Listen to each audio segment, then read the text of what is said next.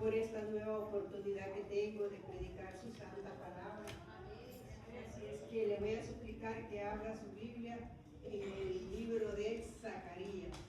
Zacarías capítulo 3 y vamos a leer del 1 al 4. Zacarías capítulo 3, del verso 1 al 4.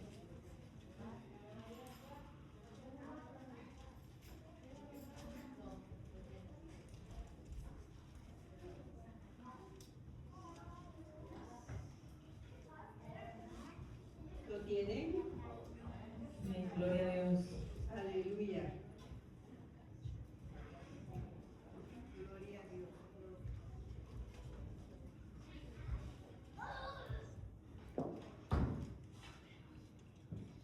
Dice así su santa palabra.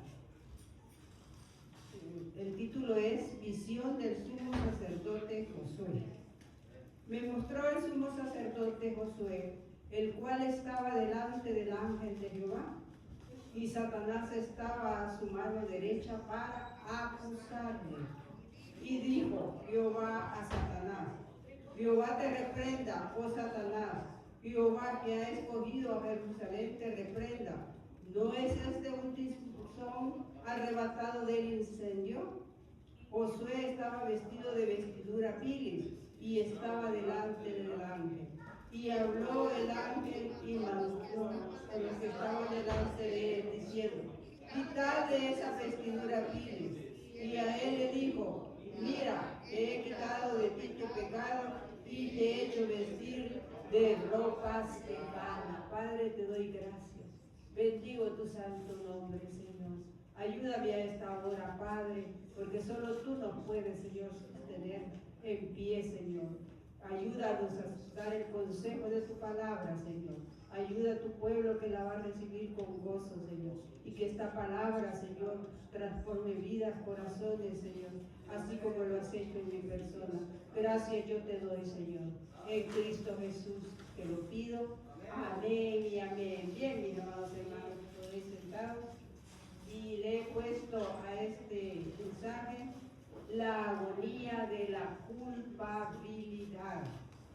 Fíjense, quiero pues comenzar por hablarles de algo que Dios puso en el hombre. Desde que el hombre pues nace y crece, Dios ya puso algo dentro de él que se llama conciencia.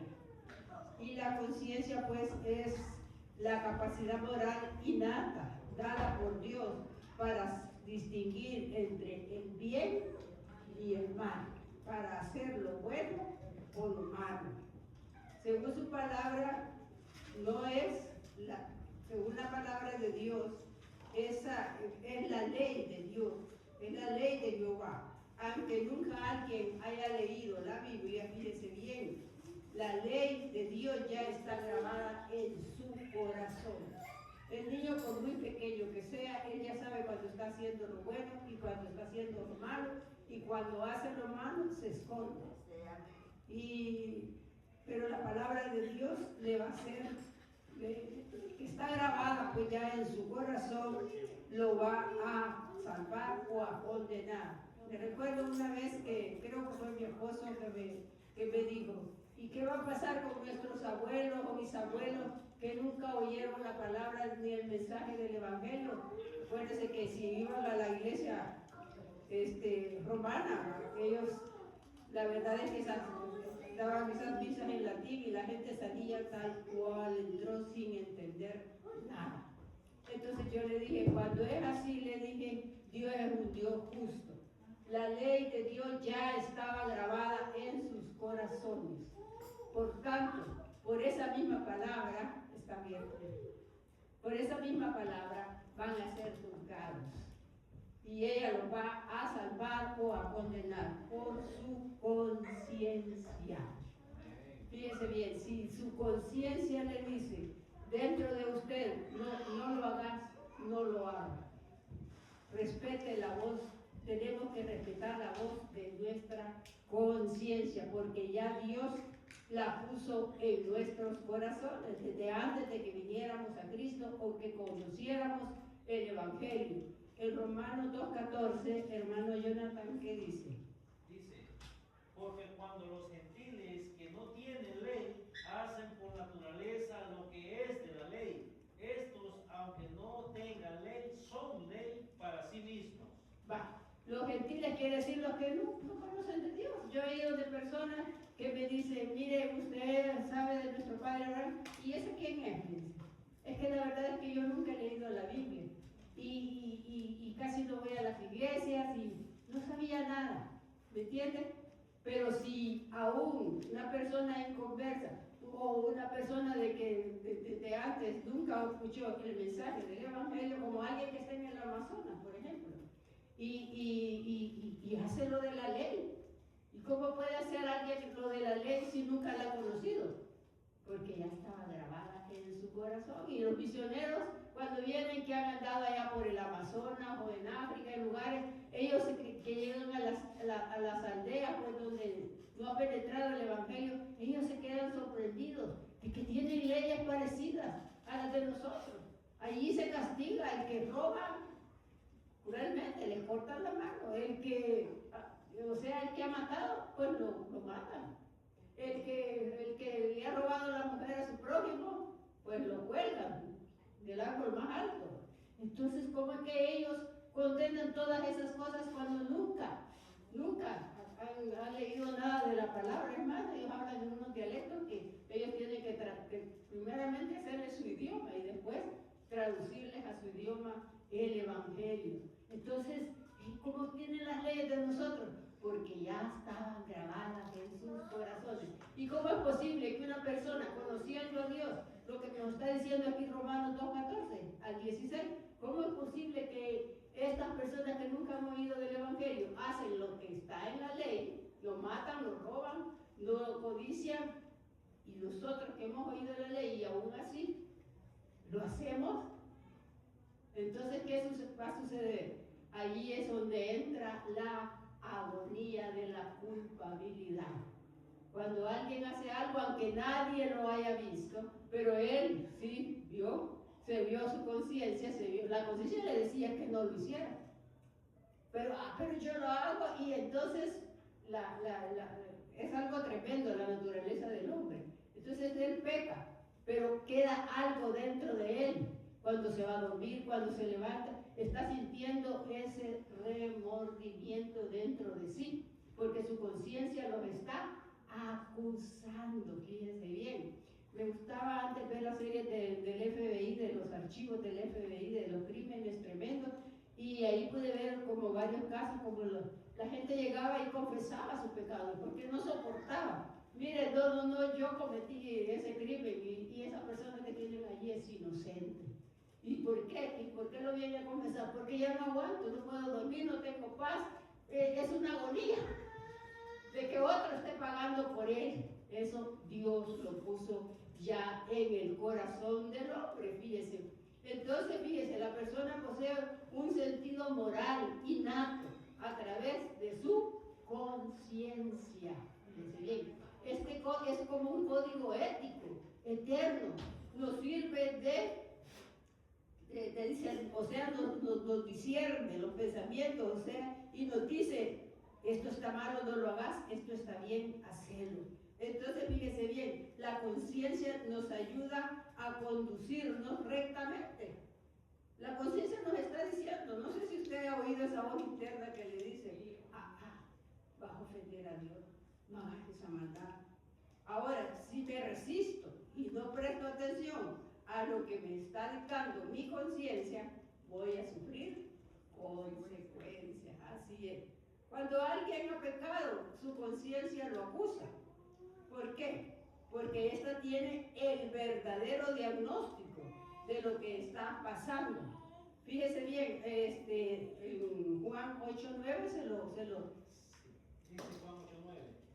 Pero ellos, al oír esto, acusados por su conciencia, salían uno a uno, comenzando desde el más joven hasta el postrero, y quedó solo Jesús y la mujer que estaba en medio. Aquí está hablando Jesús de la mujer encontrada en el hecho del adulterio. Entonces ellos querían que le llevaron una pregunta que solo tenía o una respuesta o la otra. En la ley de Moisés, tales mujeres tienen que ser apedreadas. ¿Qué dice? ¿La apedreamos o no? Entonces, Jesús siempre, en su grande sabiduría, le salía adelante a ellos, tenía una tercera respuesta. Bueno, les digo, el que esté libre de pecado, que sea el primero en arrojar. Pero ¿qué pasó dentro de ellos? Los acusaba, vos anoche, mira lo que hiciste, mira esto. Y entonces, salieron uno a uno. exacto, salieron uno a uno. Fíjese bien, algunos han querido apagar esa voz de su conciencia por medio de sus mismos argumentos. No, es que yo lo tuve que hacer, no, es que yo lo voy a hacer, no, es que yo puedo hacerlo porque estamos como justificándonos la acción que queremos cometer y que sabemos que delante de Dios es pecado, fíjese. Y así, fíjese, por medio de sus mismos argumentos, otros optan por negar la existencia de Dios, que dice en el Salmo 14:1. Dice el necio en su corazón, no hay Dios, se han corrompido, hacen obras abominables, no hay quien haga el bien. Entonces ellos dicen, no hay Dios. Y si para ellos que quieren hacer el pecado, no hay Dios, entonces no tengo a nadie a quien entregarle cuenta. Y si no hay Dios, ¿a quién le voy a dar cuenta? Yo voy a robar, yo voy a matar, yo voy a, etcétera, etcétera, etcétera. Pero no es así. El Señor, ¿cómo lo llama? Necios. Y lo que están haciendo es corrompiéndose. Fíjese bien, inventamos, digamos, otras cosas para justificarnos ante nuestra conciencia, porque no quisiéramos oír esa voz que nos está diciendo, tú lo hiciste, mira lo que fuiste a hacer. Y entonces la quieren apuñalar, no, otros le quieren silenciar, pero eso es imposible, no se puede, fíjese bien. ¿Por qué? Porque la conciencia siempre estará acusando. Siempre me va a estar acusando si yo hice lo malo y dije aquí nadie me vio y yo hice esto. No, la conciencia me va a estar acusando porque yo lo sé, yo lo he vivido y entonces ahí nos está acusando la conciencia. Siempre nos estará pues acusándonos ¿para qué? Para que corrijamos el camino, para que volvamos al Señor, para que no hagamos cosas que después nos vamos a arrepentir. Tenemos también otro acusador, y el otro acusador de nuestras almas es Satanás. Él sabe que hemos entrado en sus terrenos, él mismo nos tendió la trampa, él mismo nos puso la tentación, caímos, entonces, ¿qué hace él? Irnos a acusar. ¿Se da cuenta? Como ya caímos en su terreno, entonces, bueno, ya pecaste. Mire, hermano, a veces ya en nuestra iglesia ve cosas tremendas. Llegó una muchacha endemoniada y le dijeron a uno de los diáconos, le dijeron, mira, le dijeron, vení, ayúdanos a reprender el demonio que tiene esta joven. Y él se acercó a reprender el demonio. Le dijo la mujer, hablando Satanás en ella. Tú no me puedes sacar de aquí, porque tú estás en fornicación con tu novia. Salió corriendo el hombre. ¿Se da cuenta? Satanás sabe lo que andamos haciendo, sabe cuando estamos pecando. Porque es uno de los testigos, dice que tenemos todo un mundo de testigos ahí, o sea, en el mismo hebreo. Dicen, ahí están los ángeles que nos están viendo lo que estamos haciendo, los de Dios y los de Satanás, los ángeles caídos. Entonces, fíjense, por eso es que aquí que vemos en este pasaje, en el capítulo 3, verso 1, dice, me mostró el sumo sacerdote Josué. O sea, ¿quién se lo mostró? Satanás, mira, ahí está el sumo sacerdote. Y el sumo sacerdote tenía algo que su conciencia lo acusaba. Se mostró el sumo sacerdote Josué, el cual estaba delante de ¿quién? Del ángel de Jehová. Y Satanás estaba a su mano derecha, ¿para qué? Para acusarlo. ¿Se da cuenta qué tremendo? Y fíjese bien, cuando pues la acusación del diablo, porque él viene con todo. Cuando nosotros hemos caído en sus manos, él viene con todo, viene como río, dice la palabra de Dios. Y entonces, ¿para qué? Para destruirnos. Porque ese es el trabajo de él. ¿Qué dijo Jesús en Juan 10:10? No sé si se lo di al hermano Jonathan. 10:10. Sí. Dice, el ladrón no vino sino para hurtar, matar y destruir. Y yo he venido para que tengan vida y para que la tengan en abundancia. ¿A qué vive el ladrón? El ladrón se está refiriendo a Satanás. Allí dice bien claro. Y destruir. Mire qué terrible, bien. Fíjese bien. Entonces, muchas personas acusadas por su conciencia. Mire, hay cosas que han hecho, hay hombres que han hecho cosas terribles. O mujeres también. ¿Y qué han buscado? Una puerta de escape. Podría ser el suicidio. Otros al alcohol, a las drogas y demás adicciones, con el propósito de ¿qué? De tener paz dentro de su conciencia. Y lo están buscando de manera errónea, porque cuando nosotros sintamos que hay un pecado que nos está acusando, ¿a dónde debemos de correr? A la cruz. Y confesar nuestros pecados. Y pedirle perdón al Señor. Esa es la solución. Pero muchos, aún guiados por su carne y por el enemigo, terminan haciendo cosas como suicidarse o como buscar escapes. La palabra de Dios los llama cisternas rotas que no retienen agua, sino que ¿por qué? Porque la culpabilidad es mucha y no la soportan. Y por eso es que se someten al gobierno de la culpabilidad. Ellos sienten aquel peso dentro de su conciencia y vienen a ser esclavos de esta culpabilidad y se sienten débiles para defenderse ante las acusaciones. ¿Quién está hablando aquí? El ángel de Jehová, que usted sabe que es Jesucristo. ¿Y quién más? ¿Y qué dice Josué? ¿Se defendió? ¿Dijo algo? ¿Por qué? El que calla, pues otorga. ¿Se da cuenta? Entonces, fíjense. Entonces, ¿qué te pasa? El sumo sacerdote estaba callado. Solo hablaba Satanás, el ángel de Jehová, para acusar. El ángel de Jehová y Josué había caído, no se sabe qué, pero había caído en pecado y se sentía cohibido. Ahí estaba calladito. ¿Por qué? Porque en primer lugar su propia conciencia lo estaba acusando. Vaya, hoy sí ya se descubrió todo. Entonces, fíjense, incapaz de seguir dejando de lo que él estaba haciendo. Imagínense que era el sumo sacerdote, era el que servía, era el líder, era el que entraba al lugar santísimo. Pero ahí estaba. ¿Por qué? Dios nos entiende y nos comprende.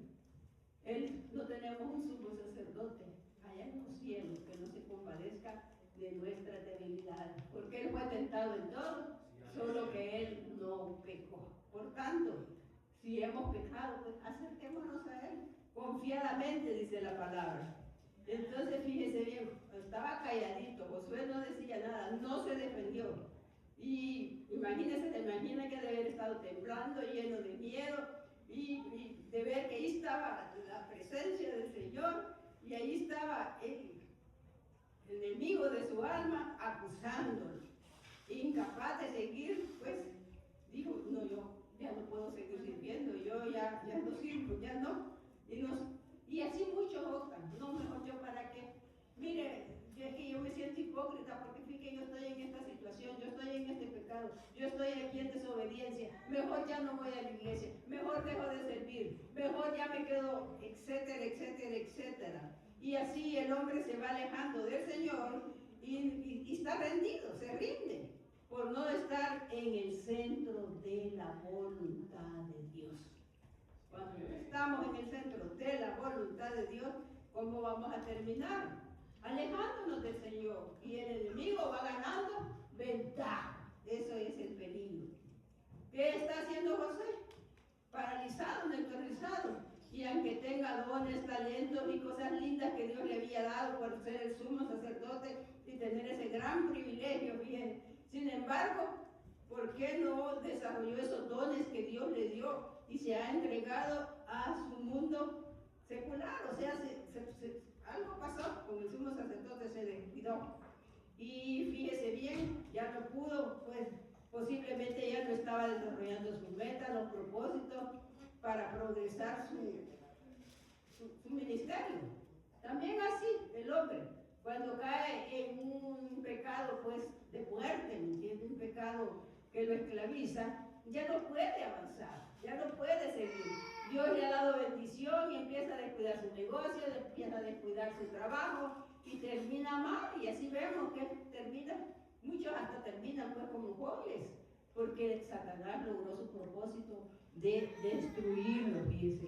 Entonces, y él ni sabe cómo se metió en eso. Yo no sé ni cómo entré a la droga, yo no sé ni cómo entré en esto, yo no sé ni cómo. ¿Y por qué? Porque se descuidó.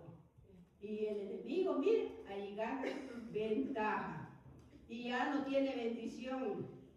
Y Dios sí lo quiere bendecir. Dios le dice, hijo, yo te quiero bendecir. Sí, pero no quiero, pero tú no quieres soltar esa adicción, ese pecado. Eso que estás haciendo no lo quieres dejar. Y entonces es como una pared que detiene la bendición de Dios. Si estamos en un pecado así, no va a haber bendición, porque ahí está una pared que está deteniendo la bendición que Dios tiene para nuestra vida. Y como el sacerdote Josué, estamos paralizados, neutralizados, viendo que todo se lo está llevando el enemigo. Fíjese, un aspecto histórico de este tiempo, el pecado y la culpa nos paraliza. El pueblo de Israel había empezado a experimentar un renacimiento como nación. Después del cautiverio de Babilonia, ellos regresan y llegan pues a Jerusalén y comienzan ellos a estar allí, a habitar, a levantar pues sus casas y todo lo estaban haciendo bien. Y había esa gran oportunidad de progresar, de salir adelante ya en su propia tierra. Pero que le gusta eso al enemigo, no. El diablo no quiere que nosotros salgamos adelante. Ejemplo, aquellos que han sido restaurados en su trabajo, en los privilegios que tienen en su iglesia, estaban tal vez enfermos y recibieron sanidad, pero el maligno no le gusta eso. El maligno no quiere verlos contentos, felices, en paz, sino que ¿qué es lo que quiere hacer el enemigo? Miren, porque quitarnos la paz, quitarnos el gozo, porque él no tiene paz, él no tiene gozo, él ya no tiene ninguna oportunidad, porque él ya fue juzgado, ya fue condenado, solo se está esperando que cumpla su sentencia en el lago de fuego. ¿Por qué Dios hace así las cosas? Dios sabe por qué, lo ha dejado muchas veces para el que se está desviando, que los zarandeen y para que vuelva al camino, porque así es, a un Dios del mismo enemigo, el enemigo pues hace lo que Dios quiere. Y por eso es que fíjese bien, cuando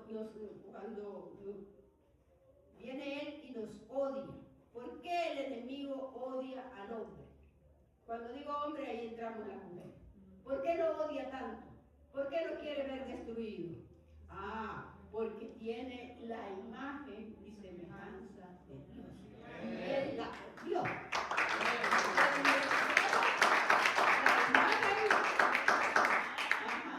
Y ahí es cuando estamos en un tiempo de avivamiento, que usted está gozosa, que usted está contenta y usted sabe que el Señor la usa de una manera tremenda.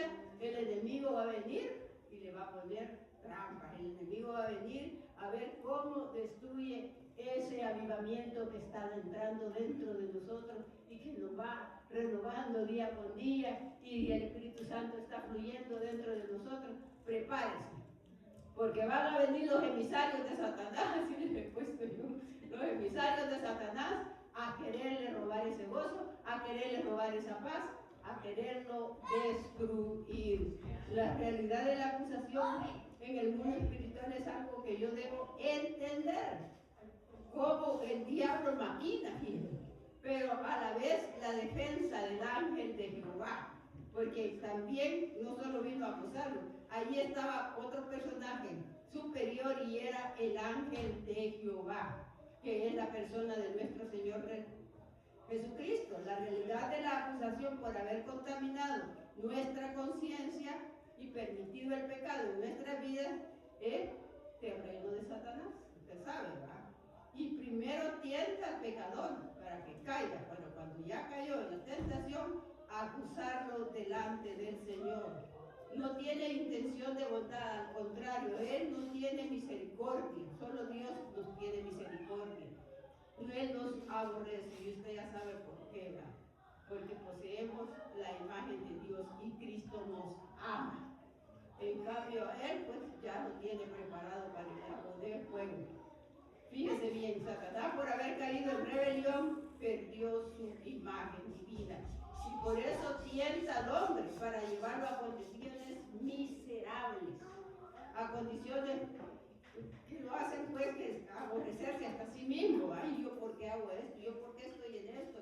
Y muchas veces cuando nuestra conciencia nos acusa, uno se siente miserable, uno se siente mal, pero ahí está el ángel de Jehová para defendernos. Fíjese bien, veamos este cuadro. Josué, el líder espiritual de la nación de Israel. Y Dios le muestra una visión en donde al diablo lo está acusando y lo tiene, como quien dice, va, con la cola bien pateada. Así decimos en El Salvador. No te muevas porque te tengo, mira, ya sé lo que estás haciendo. El diablo es el acusador de nuestras almas, no tiene misericordia. Como él ya está caído, quiere destruirnos y separarnos. Tal vez alguien te vio pecar, te vio que cometiste algo, y esa persona muchas veces no tiene misericordia y viene con nosotros. Ah, pero mire, usted está haciendo esto y usted que se dice cristiana, y comienza a acusarnos. No le haga caso a la persona, no es ella, sino que el diablo usando a esa persona, porque muchas veces nos dejamos usar por Dios, pero otras veces como Pedro se dejó usar por Satanás para impedir, decirle a Jesús que no fuera a la cruz. Y por eso el Señor le dijo, el Señor te reprenda. Eso no, era el diablo el que lo estaba diciendo esas palabras, usando a Pedro. Usted como José no puede defenderse porque sabe que lo que el diablo lo está acusando es cierto. ¿Y cómo nos vamos a defender ante eso? Mire lo que dice el 2. Y dijo Jehová a Satanás, Jehová te reprenda, oh Satanás, Jehová que ha escogido a Jerusalén, te reprenda. ¿No es este un tizón arrebatado del incendio? ¿Quién era el tizón? Josué. Josué que ya no estaba ardiendo en el fuego del Señor. Tenemos que estar aquí en el fuego del Señor, ardiendo, no apagados. Y si nos quedamos por allá, ahí va a llegar el enemigo y nos va a destruir y vamos a estar, vamos a ser tizones que solo humean, pero ya no tienen llama, ya no hay fuego dentro de ellos. No es dice un tizón que fue sacado por las tentaciones, por el pecado, fue sacado del fuego donde ardía. Y de eso ya no quedó nada, es un tizón ahí negro, quemado.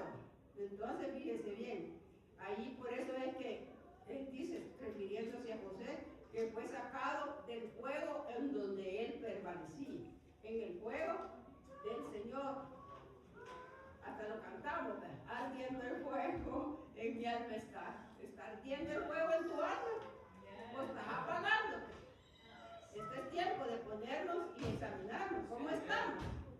¿Estamos ardiendo? Sentimos, podemos sentir. Ay, ya es el día del culto. Yo voy a hacer todo luego, porque yo quiero estar en el culto. Y entonces ya estamos ardiendo y desde que venimos y entramos, wow, aquí todos los tizones juntos, ¿verdad? Arde el fuego. ¿Se da cuenta? Pero ¿qué tal? Sí, ¿cómo está nuestro fuego? ¿Cómo está nuestro tizón, verdad? ¿Está encendido o está apagado? Y si usted viene aquí y usted viene con el tizón encendido, va a encender a todos. Porque fuego que no se propaga, se apaga. Pero ¿qué quiere Dios? Que nos encendamos todos.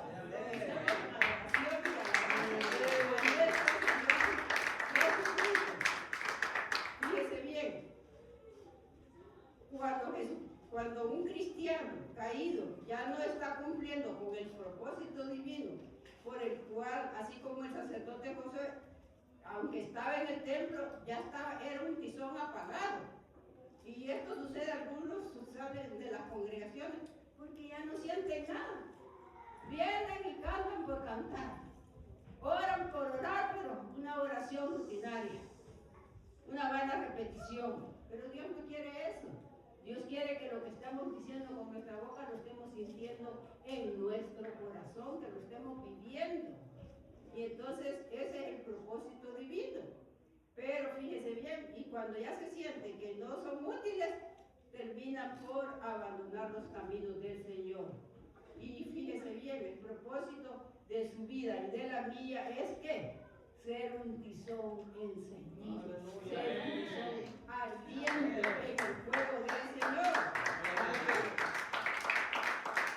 Entonces cuando Josué se apagó y comenzó, pues posiblemente en su carne, no se sabe qué pecado tenía. ¿Qué hizo? ¿Qué pasó con eso? Manchó sus vestiduras por el pecado y ha perdido su identidad como hijo de Dios. Porque cuando empezamos a hacer cosas que Dios, sabemos que es pecado y que Dios nos las aprueba y en nuestra necedad seguimos, ¿qué está sucediendo? Manchamos nuestra vestidura. Ya nuestra identidad no es hijo de Dios, y el mismo diablo nos dice, ya no somos cristianos, ya no somos hijos de Dios. En otras palabras, ya has pasado a mi propiedad. Ahora yo te gobierno, yo te mando, yo te digo. Estamos perdidos y hemos llegado a esa condición. Lo hermoso es que a pesar de que nosotros hayamos pecado, seamos contra Dios, y fíjese bien, y ensuciado nuestra vestidura, hay oportunidad. Sí, amén. Siempre, mientras hay vida y esperanza, hay oportunidad de venir a la cruz, y la providencia de Cristo, ¿qué hace? Nos alcanza, nos cubre, nos justifica. Él justifica al pecador arrepentido para hacerlo útil, porque Él quiere que volvamos al primer amor. Eso le dijo a la iglesia de Efesios. Una cosa tengo contra ti, que estás haciendo todo mecánicamente, pero ya no hay fuego en ti. Entonces le dice, has perdido tu primer amor, fíjense. Entonces, miren, lo que el diablo hace, y el Señor Jesús, que es rico en misericordia, el diablo nos quiere destruir, pero Dios quiere que volvamos a Él. Y que estemos pues con nuestros tizones encendidos. Y así como defendió al sacerdote Josué, Él nos defiende y reprendió a Satanás. Y coloca a Josué se coloca entre Satanás y Josué como su abogado defensor. ¿Qué dice en primera de Juan 2:1? Dice, hijitos míos, estas cosas os escribo para que no pequéis. Y si alguno hubiere pecado, abogado tenemos para con el Padre, a Jesucristo el justo. Él es nuestro abogado. Sí, amén. Él es el que nos va a defender. Así como está defendiendo al sacerdote Josué, Él nos defiende, fíjese bien. ¿Por qué? Porque Él sí nos ama. Con amor eterno, dice, te he amado y te voy a extender mi misericordia. El rescate de Jesús, Él nos rescata. Cuando el pecador viene a su presencia arrepentido, confesando su pecado, Él es fiel y justo para perdonar todo pecado. Fíjese bien. Aunque vengamos como estaba el sacerdote Josué, dice que estaba con vestiduras viles. Una cosa es estar retirado y otra es estar cerca ya de la presencia del Señor. Allí nos vemos cuán pecadores somos. Allí nos vemos pues cómo estamos de sucios, manchados. Fíjese bien. Pero hay personas que no experimentan el perdón porque no vienen a Jesús, sino que, voy a ir a la iglesia. Entonces ahí lo que van a encontrar es una religión. Pero acuérdense que nosotros no tenemos una religión, sino que tenemos una relación con la persona de nuestro Señor Jesucristo. Y otros dicen, bueno, voy a hacer buenas obras para ver si así el Señor me perdona. Mire, las buenas obras está bien, fíjese, pero no nos pueden, está bien hacer buenas obras, ayudar al necesitado, al prójimo, etc. Pero aunque hagamos buenas obras, aunque hagamos sacrificios, eso no va a limpiar nuestra conciencia. Fíjese bien. Otros, y fíjese bien, por ejemplo, aunque, ¿qué dice Jeremías 2:22? Jeremías 2:22 dice: aunque te laves con lejía y amontones jabón sobre ti, la mancha de tu pecado permanece aún delante de mí, dijo Jehová el Señor. No ha venido, no lo ha confesado. El Señor quiere que lleguemos ante Él con un corazón contrito y humillado, como llegó David, confesando su pecado. Y le dijo: contra ti, Señor, contra ti he pecado. Yo reconozco mi pecado. Mi pecado está siempre delante de mí. Así quiere el Señor. Y si no, no hay medicina para la humanidad. Solo Jesús y su sangre derramada en la cruz del Calvario nos puede limpiar de todo. Y cuando digo todo, es todo pecado. Por eso, a donde tengo que venir, delante del Señor Jesús. A Él tengo que correr. Dios siempre va a tratar de restaurarnos. Él siempre Él siempre va a querer que nosotros salgamos de esa condición de pecadores y seamos santos para Él. Si andamos con un peso en la conciencia, eso no te va a dejar tener la bendición de Dios, no te va a dar gozo, no te va a dejar destruir. Y el diablo va a venir a decirte a tu oído: sos un falso cristiano, sos un hipócrita. Mira ella en la iglesia cantando, predicando, haciendo esto, y mira lo que estás haciendo. Ese viene a acusarnos. Ese no tiene misericordia, fíjese, y nos atormenta con la culpa. ¿Qué dice Mateo 20:28? Como el Hijo del Hombre no vino para ser servido, sino para servir y para dar su vida en rescate de muchos. Y para dar su vida en rescate de muchos. Aquí, ¿quién viene? El ángel de Jehová. Aunque venía Satanás para acusar a Josué, pero ¿qué venía el ángel de Jehová? ¿Cuáles eran las intenciones de uno y cuáles eran las intenciones del otro? Uno a rescatar y otro a acusarlo, a destruirlo. Pero él vino a rescatar lo que se había o que se estaba perdiendo. Gracias a Dios, gracias al Señor, pues. Y entonces, fíjense, nos libera de la culpa y de condenación eterna. Hay personas que tienen la oportunidad de venir a Jesús, pero no lo pueden hacer porque son esclavos de su carne, del mundo y sus ideologías, o de Satanás. Fíjense bien, porque no quieren dejar ese pecado. Es decir, cuando yo corrija mi vida, cuando yo corrija esta condición en que estoy, así me dijo un hombre: es que yo tengo dos hogares, pero yo lo voy a corregir, un día lo voy a corregir. Y entonces voy a ir a su iglesia y no, le dije yo, eso nunca va a suceder. Ven luego, dice el Señor, y estemos a cuenta. Ven en la condición en que estás. Si tú vienes a mí, yo te voy a ayudar. Y vas a salir de ese pecado en que estás esclavizado. Fíjense, usted tiene que venir con esa vestidura sucia. ¿Y sabe qué quiere decir esa ropa vil? Son ropas llenas de estiércol. La palabra original es estiércol, haciendo que inmundos. Entonces, fíjese bien, y cuando venimos a Él, aunque vengamos, tenemos que venir aún con esas ropas llenas de estiércol. ¿Por qué? Porque poder tiene la sangre de Cristo para limpiar todo pecado. Cuando Jesús anduvo predicando, como venían la gente a Él, sucios, endemoniados, leprosos, ciegos, y Él los sanó, y Él los liberó.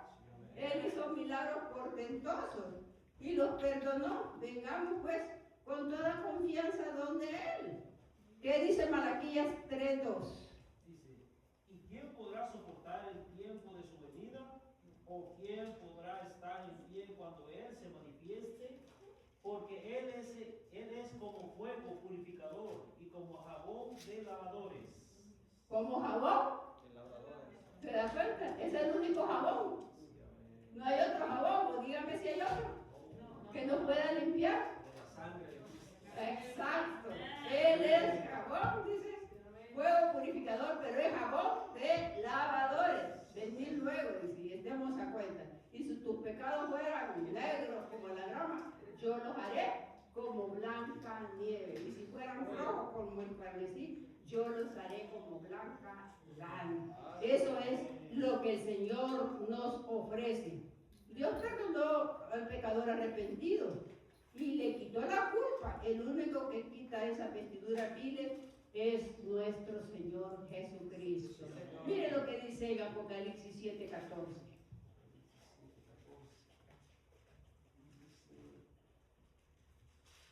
Yo le dije, Señor, tú lo sabes, y él me dijo, estos son los que han salido de la gran tribulación y han lavado sus ropas y las han emblanquecido con la sangre del Cordero. Han lavado sus ropas y las han emblanquecido, bien, con el jabón de lavador, que es la sangre de nuestro Señor Jesucristo.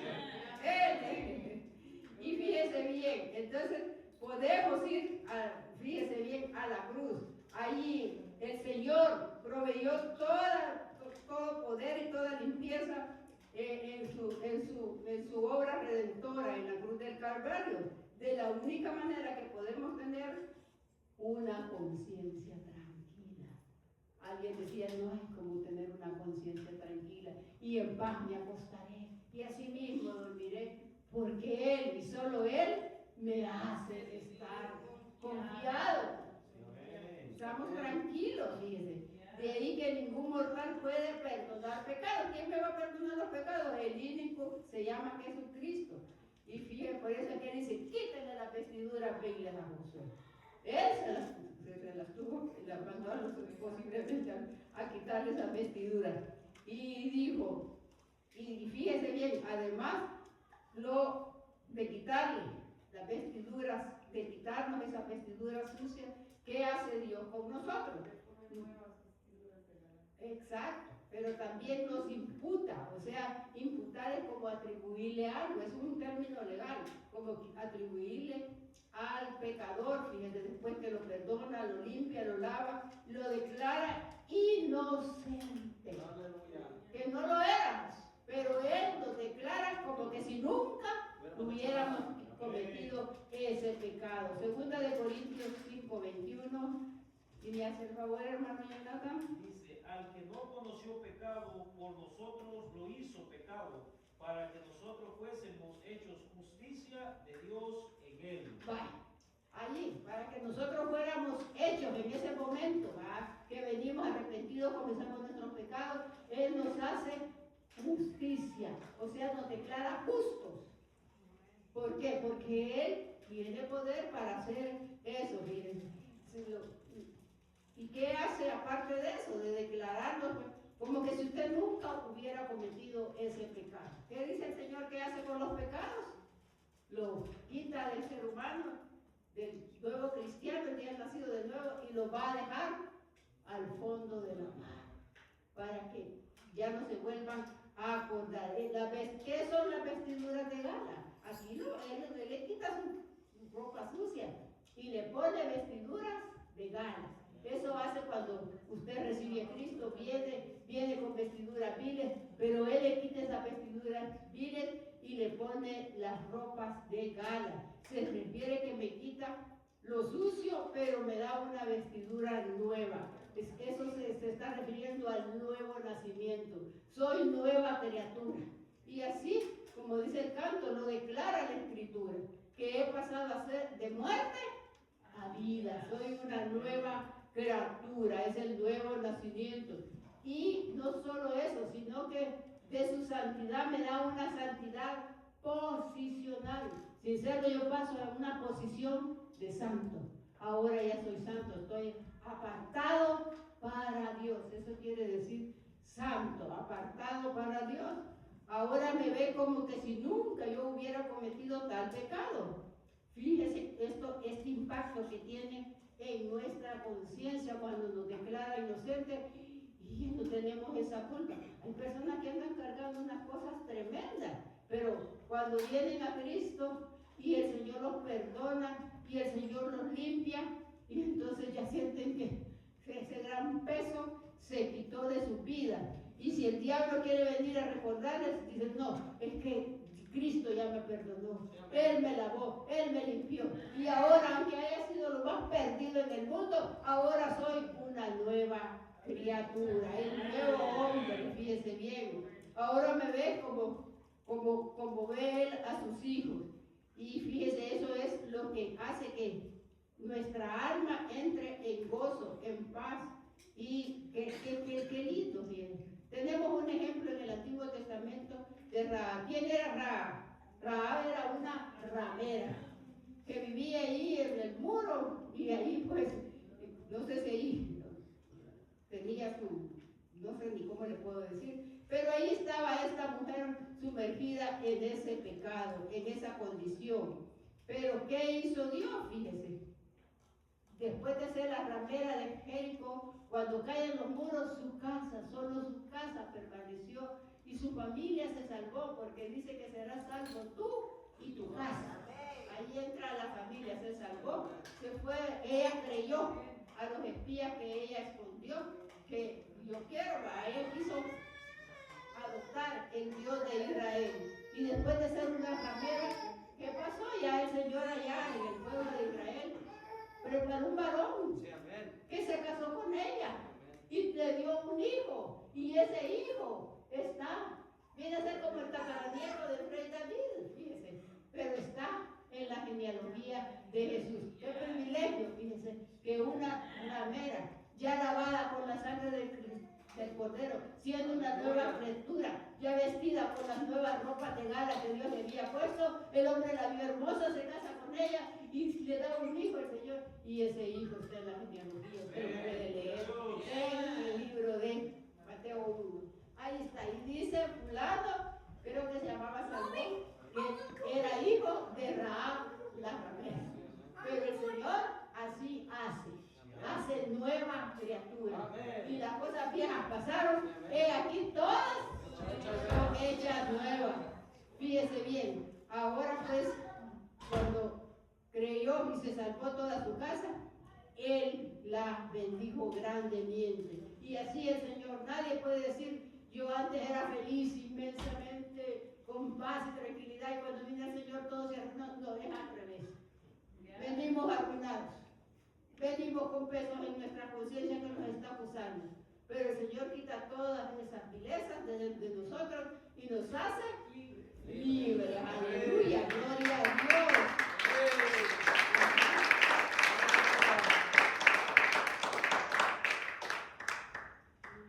Miren, hermano, hay personas que andan cargando muchos pecados, hay pecados de muerte, hay manos derramadoras de sangre, mujeres que han abortado, hombres que han hecho cosas horribles y su conciencia no los deja descansar. ¿Por qué? Porque el peso de la culpa nos va consumiendo y nos va consumiendo y hasta que nos destruye. Ejemplo, los dos ladrones que estaban a la par de Jesús. Uno estaba a la derecha y otro estaba a la izquierda.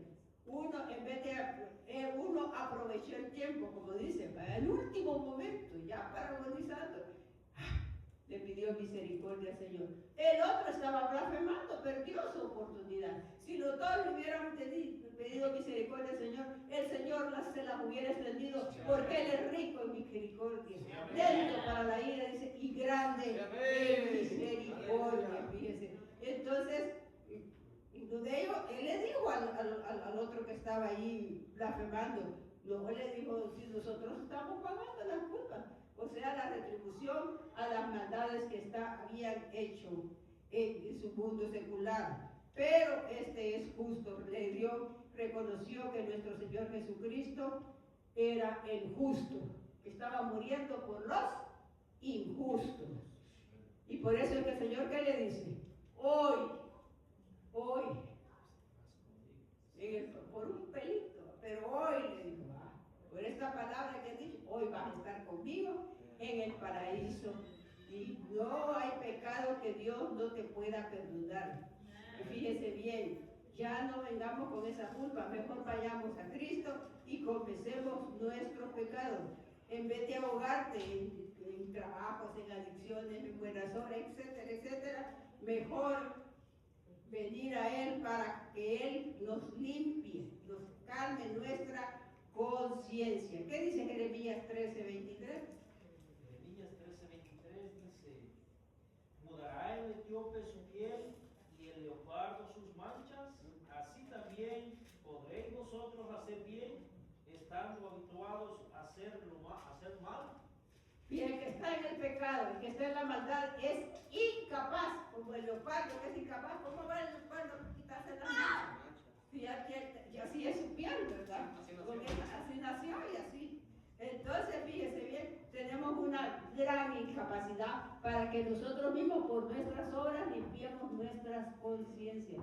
Es necesario e indispensable que vengamos a Él, fíjese, porque por nosotros mismos imposible. Y solo hay que cambiar nuestra naturaleza, pero usted y yo no la podemos cambiar. Solo hay alguien que va a cambiar nuestra naturaleza caída y ese se llama Cristo Jesús. Su sangre puede darnos nueva vida, esa vida abundante, una vida con propósitos. Ahora bien, para finalizar, ahora vemos que a Jesús como juez divino, que nos defiende ante cualquier acusación que venga, ya sea del hombre o del enemigo. A Josué lo restaura, lo pone nuevamente en su posición, no le quitó su posición de ser el sumo sacerdote. Le puso una mitra, dice aquí, y la mitra significa autoridad. Le dio autoridad para seguir ejerciendo pues su puesto, que era el superior, sumo sacerdote del pueblo de Israel. En Romanos 8:32 y 34, si me lo pueden. Dice: el que no escatimó ni a su propio Hijo, sino que lo entregó por todos nosotros, ¿cómo no nos dará también con Él todas las cosas? Aleluya. Dice el 33: ¿quién acusará a los escogidos de Dios? Dios es el que justifica. ¿Quién es el que condenará? Cristo es el que murió, más aún el que también resucitó, el que además está a la diestra de Dios, el que también intercede por nosotros. Aleluya. Mire todos los privilegios que tenemos. Así como el sacerdote Josué, fíjese bien, Dios lo bendijo, lo restauró, lo puso nuevamente en su puesto y le dio autoridad, fíjese bien. Así nosotros también, mire, cuando venimos a Cristo, Él nos da, nos restaura, nos quita todas esas cosas que traíamos del mundo, toda esa basura del pecado, y nos hace sentar, dice la palabra de Dios, en lugares celestiales juntamente con Cristo. Mire qué gran privilegio vamos a tener, fíjese. Entonces, por eso es que, fíjese, entre sus escogidos que son los llamados santos, Él nos da ese título, Él nos da esa santidad posicional entre sus escogidos, fíjese bien. Porque el Señor dice: si tú vienes a mí y me honras, yo honro a los que me honran. Y la promesa sigue vigente hoy día. Conduzcámonos con temor y temblor, como dice en este mundo, porque va a venir el adversario a querer destruirlo, a querer quitarnos la joya de gran precio que tenemos, que es la salvación en Cristo Jesús. Lo tenemos a Él. ¿Qué más queremos? Por cosas de este mundo que perecen.